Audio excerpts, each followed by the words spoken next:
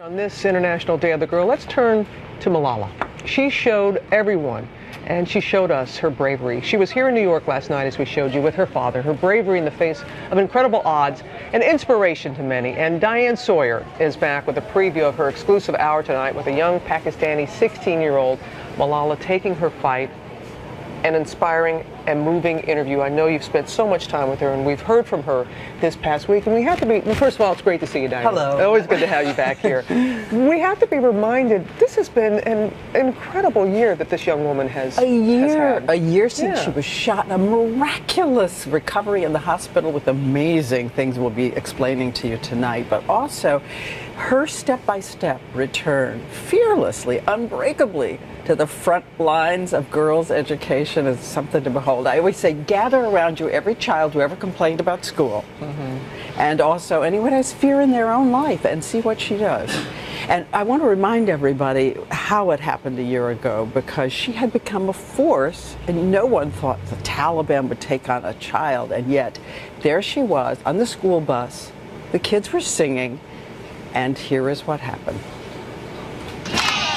October 2012, a group of schoolgirls in the Swat Valley in Pakistan are on their school bus singing. Suddenly, two men approach, one of them with a Colt 45. He climbs on the bus and asks this question: who is Malala? She doesn't remember what happened next, but her friend described the moment. She said, like, you said nothing, and you were just holding my hand, and you just squeezed my hand like you were just forcing it, and you said nothing. And she said, like, you just looked at the man like this. Then she said, like, then he fired three bullets, and one hit you on the left side of my head.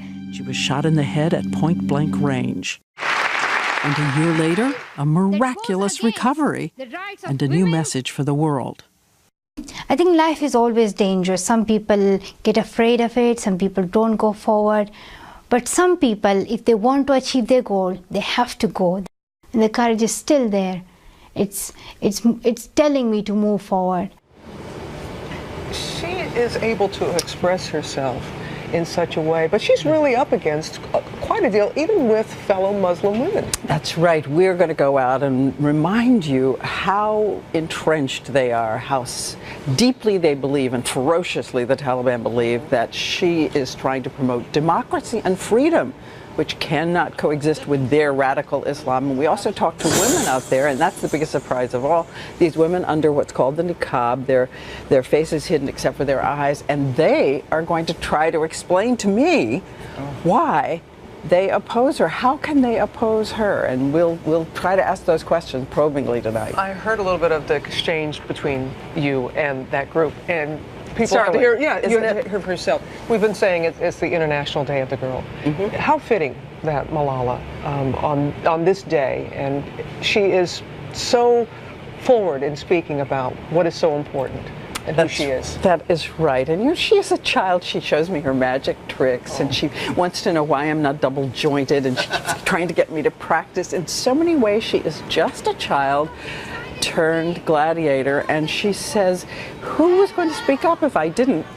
Here she is now. The movement has begun, and everybody at home, I think it leaves you soaring over the clouds to know that you can join and say, I am Malala too, and 31 million girls who've been silenced have a right to be heard. And it's so powerful when you hear all different everybody saying that. Well, Diane, always good to have you here with us, and we will be watching tonight. The hour-long special is tonight, Unbreakable, on 20/20, 10/9 Central, and Malala's autobiography is out this week as well, titled I Am Malala.